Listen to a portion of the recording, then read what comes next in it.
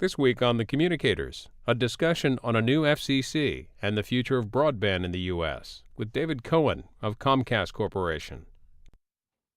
This week on the Communicators, David Cohen, who is Executive Vice President of the Comcast Corporation. Joining us in the questioning is Ann Weigel, Associate Managing Editor of Communications Daily. Mr. Cohen, thank you for being with us today. I want to start with the fact that there's pretty much a brand new FCC on the horizon. New chairman Julius Genachowski, a couple new members coming online shortly. What are your feelings about the new FCC and the old FCC? Well, easier to talk about the new FCC because I think all of us in the cable industry, I think all of the regulated industries under the jurisdiction of the FCC are full of a lot of high hopes for this commission, and it's more than what we see in spring training every year, where you have high hopes for your team, no matter where it is they may have finished the year before. I think this commission is incredibly well qualified. You could say that Julius Genachowski is the most qualified and prepared person ever to be named chairman of the FCC. With his business background, his previous FCC experience, his broad interest in telecommunications policy, and we think he's going to be an outstanding chairman of the FCC. And certainly from his early comments, focused on really critical priority areas that we share, in particular the deployment and adoption of broadband in America to help to make the United States the most connected nation on earth. In Rob McDowell and Michael Copps, we have two holdovers, if you will, from the past commission, but both very knowledgeable, both very fair. I think Michael Copps' service as interim chair of the FCC during the period of the digital transition showed what an outstanding public servant he is and what an outstanding leader he was. And then we have two new commissioners, both of whom are known to the industry. Meredith Atwell-Baker from her service as the administrator of NTIA, and Mignon Clyburn, who we know from her state regulatory positioning. So this is a very eminent FCC, I think, from their comments and their testimony in the case of Mignon and Meredith, really very focused on moving the telecommunications industry forward, and on pursuing policies that are really, that I think will be really impactful for the consumer and helpful to our companies. So if I could segue from the FCC to the Hill, we have some new leadership in the Commerce Committees that oversee the FCC, Senator Rockefeller and Congressman Waxman. How do you think they're going to get along with Mr. Genachowski as things go forward? Senator Rockefeller has on numerous occasions thought that the FCC needs overall reform, although a couple of days ago he said maybe that might not be necessary, but he's certainly laser focused on the FCC. And I think not only has Senator Rockefeller been focused on that, but I think that a lot of people have focused on that. And I think reform of the FCC can come in multiple ways. It can come from Congress, or it can come from the commission itself. And both Michael Copps as acting chair and Julius Genachowski as chair, in sort of their opening comments to the commission staff and their opening public comments, have expressed an interest in many of the reforms, if you will, that Senator Rockefeller has championed, which is more openness, more transparency, data-driven results, clearer decision-making protocols, better communication internally and externally. I mean, those are the types of things that Senator Rockefeller has talked about, and we seem to have a chair of the FCC who is committed to operating the FCC in that way. I think that philosophically, we see a lot of commonality between the approaches of both Chairman Rockefeller and Chairman Waxman and Chairman Genachowski. And I think it's really early in this game. Right. You can never tell how a relationship will develop, but I think that there's a lot of respect among the three, and I think that there is a real desire to work together and not have any antagonistic relationship between the Commission and the Congress. And so I think I'm very optimistic about how that works out. I note, and I think although you're right that Chairman Rockefeller is, laser focused on FCC process and the appearance of the way in which the appearances in the way in which it conducts its business, both Chairman Rockefeller and Chairman Waxman preside over committees with broad jurisdictional responsibilities, well beyond the telecommunications space, and they both have been pretty preoccupied with other public policy issues. And so one of the things I say is, if you were to take a poll of 435 members of Congress and 100 U.S. senators and say name the 5 top issues that you think you think this Congress has to deal with over the next 2 years, you will be hard pressed to find a telecommunications issue in the list of the top 100 that would come out of that polling. And I think that's right, by the way. I think that I think we deserve, we Comcast, the cable industry, the telecommunications industry deserve some credit for that. I think that we're conducting ourselves in appropriate ways and we're pursuing agendas that are working for the American consumer and for the country. And I think part of it is because of some of the really tough and intractable other problems that the country faces and confronts. No one is going to say that that reform of the FCC is at the same level of priority as health care or the economy or tax policy or energy or global warming or the appropriations bills or the budget or immigration reform or any of a host of other really complex issues that this Congress has to deal with. But, Mr. Cohen, on Comcast's agenda, what are some of the top legislative issues that you'd like to see addressed? Well, Comcast and the cable industry, generally is of the view that we don't need a lot of legislative help to be able to accomplish the objectives that we have in front of us. We don't think that the current Telecommunications Act is fundamentally broken. There may be little tweaks that everyone would like to see there. Our interest may be more on the enhancing telephone competition side of the act, as opposed to on the video or high-speed data side of the act. But we have a very strong interest in broadband deployment and adoption. Not sure how much legislative there is to do there in the American Recovery and Reinvestment Act, the so-called stimulus bill. Congress included a provision requiring the FCC to prepare a report on broadband in America, which the Commission is working on, and we have very strong interest in that plan, because I think that is a central part of our business and a central part of our commitment to the country. And it's possible that out of that plan might come suggested legislative action that then would be of interest to the industry. Can we talk about that for a minute? Because Sure. there's certainly discussion out there about expanding the Universal Service Program to cover broadband. What's your view of if Congress moved in that direction of the FCC? Okay, so I need to take a step back if I can. So not dodging the question, but I need to take a step back, which is when you talk about universal service as applied to broadband, what you're really talking about is making broadband ubiquitously available to America. The way it breaks down today is that about 63% of America has subscribed to broadband services. Broadband is built out to 92 or 93% of the country. So 7 or 8% of the country does not have broadband in front of their houses. And the remaining 30% have broadband in front of their houses, but have chosen not to subscribe. I call that group, the 30%, that's the group where we're confronting adoption-related issues. That is, broadband is available, but people are not subscribing to it. And that might be for affordability reasons. And by the way, it may be more than affordability of the service. It may be affordability of the hardware, the computer equipment that you need to be able to use the internet. But there also may be cultural issues and training and educational issues. There are senior citizens. I don't care what their income level is, and I don't care what they do in their lives, but they may never decide that it's important to them to subscribe to broadband. So you've got that adoption population, and then you've got the deployment population, the people who might want broadband but can't get it because the plant isn't built out in front of their houses.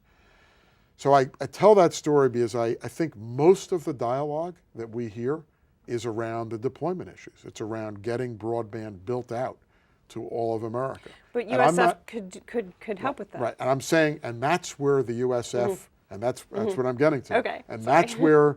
that's where the common conversations about USF have ended up, and using USF, expanding it to be able to stimulate continued build out of broadband.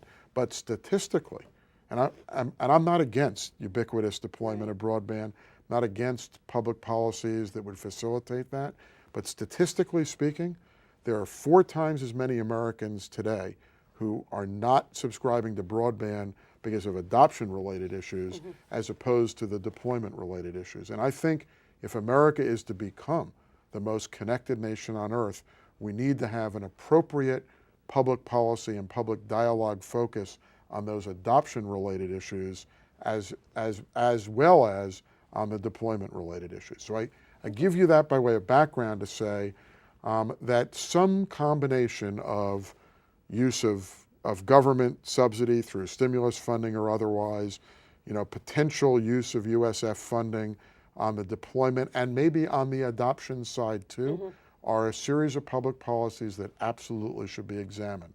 There are, however, no surprise, I think some flaws in the Universal Service Fund program, and if we're going to expand the use of that program, we should fix the flaws, and we should make sure that it's being funded fairly and appropriately, and that the rules of the road are also fair and appropriate, competitively neutral, and technology neutral.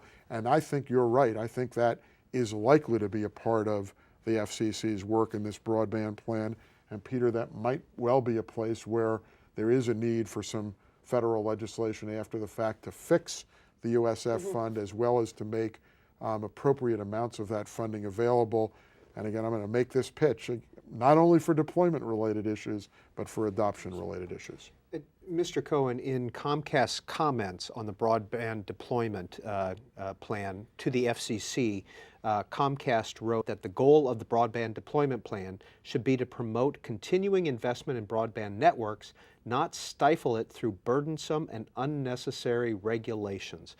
What are you warning against here? So I think there are 2 important notes about that sentence. The first is that it's not good enough, and this is really a comment about stimulus funding more than anything else, although it could apply to USF as well. It's not good enough to just have government subsidy through grants or tax credits to get a network built. You also have to have a network that is continuously maintained, which requires an ongoing investment. And it's actually relatively easy, although expensive, to get a network built. But if you don't have a lot of customers who are using the extension of that network, there's no ongoing incentive for the private sector to maintain the network and no ongoing financial viability to that. So one of the comments, one of the thoughts embedded in that sentence is that everyone needs to realize that having ubiquitous broadband and having that available is going to require not only the original construction of the network, but an ongoing maintenance and an economic reality underlying that network that would encourage the ongoing maintenance of the network. So that's number one. Number two is that the government has to be careful. Government regulation, government facilitation of investment, government stimulation of broadband deployment, all may be very appropriate, but conditions that get attached to it and regulatory requirements that get attached to it could have the inadvertent, because I don't think anyone would intentionally want to do this, could have the inadvertent consequence of getting in the way of the stimulative effect. And by now I'm not talking necessarily economic stimulus, but broadband deployment stimulative effect of the federal policy. So that, for example, I'll take the easiest from our perspective, but a requirement of a governmental requirement, a federal governmental requirement that our networks, which are all built with private dollars, with no guaranteed taxpayer return, would have to be open to anyone who wanted to anyone who wanted to retail or wholesale those services at a governmentally regulated rate. That is not a very good way to stimulate ongoing investment in private networks. I'm not suggesting that that the government is headed in that direction. I actually don't think that they are. But that most extreme view, if you will, of so-called network neutrality, such that the networks are so neutral that they're available to anyone, and that a Comcast fiber network that we've spent $50 or $60 billion building over the past decade of private dollars with no guaranteed return and no government subsidy, that we would be somehow legally required to make that network available on a wholesale rate at a rate to be determined by the federal government. That's not a good way to stimulate us to continue to make investments in upgrading that network and expanding that network. Well, that's certainly, net neutrality has been a very popular issue to discuss on the Hill. And Mr. Janikowski's been, it's fairly clear about his view of that, although not clear about exactly how he would implement it. He believes in an open internet. That's the term that a lot of, So do I. of people use. But then when you drill down into, well, what does that mean? Does that mean that Congress needs to adopt legislation encoding that in the law, or does the FCC need to add a principle to its internet policy, the 4 existing principles of the internet? How do you see that playing out? Well, this is a place where this is a place where I'm actually extremely comfortable that we have Julius Janikowski as chair of the FCC, because he has lived on the private side of this equation, and it's hard somewhere between hard and impossible to disagree with any of the policy pronouncements, the policy positions that he has expressed, both before the election and the lead up to the election, as a candidate Obama telecommunications advisor, or in the things that he said in the confirmation hearings or subsequently, because we also believe in an open internet, and we also believe in free access to the internet, and he also believes in network management and reasonable and responsible network management, because he understands that in the absence of network management, these networks collapse and that they don't work for anyone. The devil is in the details, as you said, which is not only do you need legislation, do you need regulation, but once you sit down and you say, okay, we think it's important to actually have something in writing to do this, and you take the pen to paper or the computer keys to a screen, it becomes very hard to put down in black and white and in English exactly what you want to do, what the penalties are, and how you're going to enforce those penalties. By the way, I'd add a list. We have 4 internet principles, and I don't want to get into a legal debate about this, and as the only lawyer here, that would be unfair anyway. But we have 4 internet principles that at the time they were adopted were explicitly adopted as principles and not as regulations. Correct. Yeah. They were magically transformed into regulations through a rather unusual enforcement proceeding in the FCC last year, and involving your company, just coincidentally. Yes. And are now, and in fact, the decision, the order of the FCC that arose out of that rather odd proceeding is now on judicial review in the DC Circuit. And by the way, that, just to be clear, the Comcast challenge, if you will, to that order was not to the FCC's authority or jurisdiction to regulate in this space.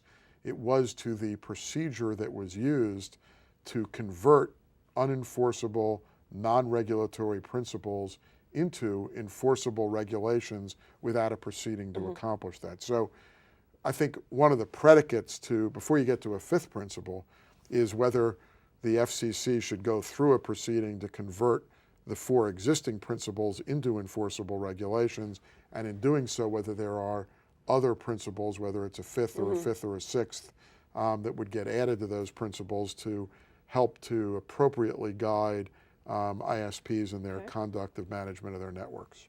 You are watching The Communicators. David Cohen, Executive Vice President of the Comcast Corporation, is our guest. Ann Weigel of Communications Daily is here to join in the questioning. Mr. Cohen, before we leave this area, you also mentioned that one of the potential legislative agenda items for Comcast would be telephone competition and enhancing it, as you say. What does that mean? Well, it's interesting. Let me go back to 1996, where Congress passes the latest massive rewrite of the Telecommunications Act. The goal of that legislation was to stimulate competition in the video space and in the telephone space. The internet was, believe it or not, even though it was only 1996, was at most an afterthought. I mean, nobody knew what that market was going to look like. The theory on the video space, the theory on video space was that the primary competition would take place between cable and satellite, and there was a lot of work done in that legislation to stimulate that.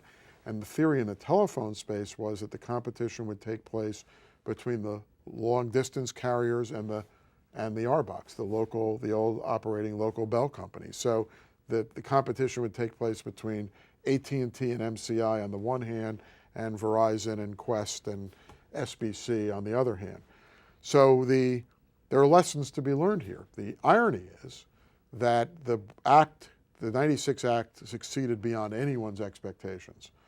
It fostered a playing field where there is dramatic competition in the video space.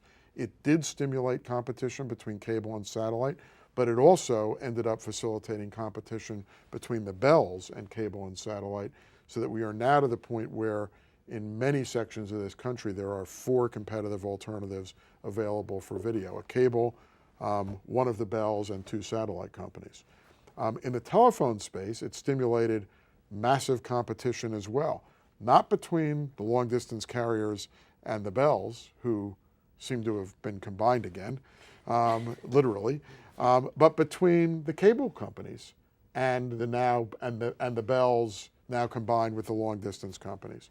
And of course, there is, in my view, also significant competition that developed in the high-speed data space between cable and the bells. So the moral of the story, if you will, is that Congress sort of got it right in '96, although technology moved so quickly and in different ways than Congress could anticipate, that they got their competition from unexpected sources.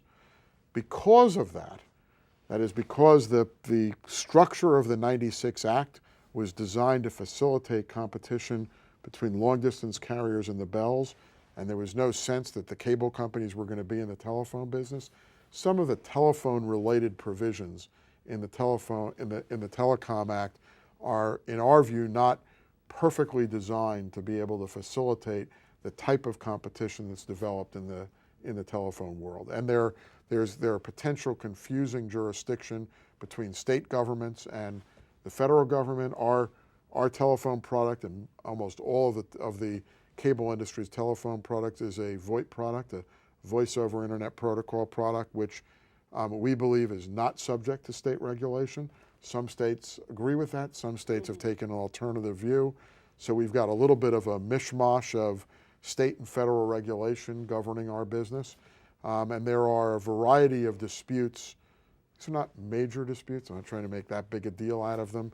But there are a variety of disputes that come up between cable and the bells. One of the most visible over the past year was the Verizon cable retention marketing dispute, where dealing with number portability, where when a Verizon customer would call Comcast or Time Warner and say, we want to switch from Verizon to your service, but we want to port our number, we want to keep our same telephone number, Comcast or Time Warner or whoever the cable company was had to give notice to Verizon that, oh, customer A wants to switch over to Comcast, and we need the number to be ported. And Verizon, in taking advantage of a 1 or a 2 or a 3 week interval for porting that number, would then give that information to their marketing department, and their marketing department would call the customer and try and convince them to stay.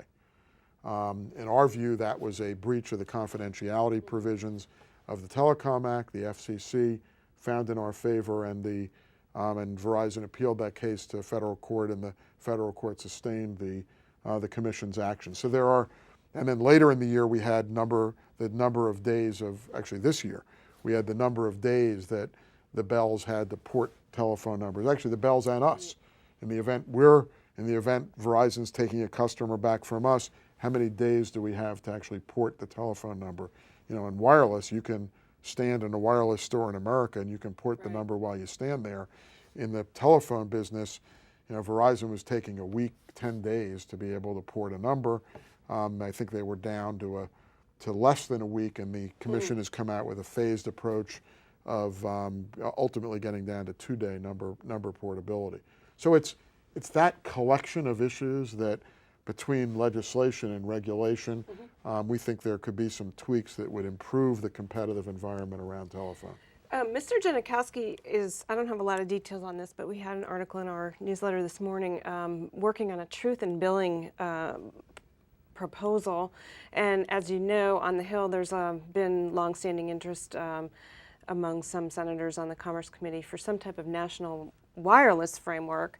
This is all to help customers know what they're getting, what they're paying for. What do you think about that kind of item, and how would it affect your company?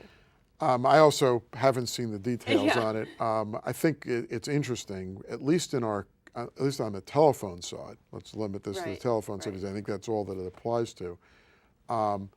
The Comcast product, Comcast Digital Voice, is as clean and simple a product as possible. Our basic Comcast Digital Voice product is you pay a certain amount per month, you get all long distance included, you get 14 delineated services with no extra charges, and so our bills are clean and they're simple. No one and complains the product, about them? No one complains about them, and the product is very simple. It's funny, one of the great marketing advantages of the Comcast Digital Voice product is that, unlike the competition, one of the reasons we were so successful is, first of all, we combined local and long distance into a one price, eat anything you want, eat all you can use. And we also got rid of, our research showed that one of the things customers hated was, if you want call forwarding, or you want, every time you, if you want call forwarding, or you want caller ID, or you want voicemail, that there was an extra charge in the Bell product. $3 a month for this, $1.50 a month for that, $5 a month for this. We have the 14 most popular services of add-on services in a telephone product. They're all included in our one-size-fits-all price. So our telephone bills are clean, simple, and easy. I don't think, at least as far as I know, I don't think there'd be any impact on us in that area. Well, I'm going to throw some numbers at you, Mr. Cohen, and then you'll have about 30 seconds left to answer after we throw these. This is looking at the Comcast PAC contributions to congressional candidates. In 2006, you can see there on the screen that Comcast gave about parity to Democrats and Republicans, about $120,000 each. And for the House of Representatives, about $359,000 went to Democrats, $452,000 went to Republicans. Now, so far in the 2010 cycle, for the Senate, $31,000 to Democrats, $3,500 to Republicans, and in the House, $80,000 to Democrats, $32,000 to Republicans. Are Republicans not important in your business model? I think Republicans are very important in our business model, and the problem is, in fairness, you're comparing an entire cycle to a partial cycle. I think we will, look, there are way more Democrats today than there were 4 years ago. There are significantly fewer Republicans today than there were 4 years ago. I think you will see roughly competitive balance with an adjustment for the substantial Democratic majorities that occur in the House and the Senate. Our issues are bipartisan issues. We work with Republicans and with Democrats, and I think we're known as a company, to be perfectly candid, that is fair in our support, and that does provide support across both sides of the aisle. David Cohen is Executive Vice President of the Comcast Corporation. Ann Weigel is Associate Managing Editor of Communications Daily. you can go to our website at cspan.org, click on Communicators, and you can watch all of our programs online. Thank you for being with us.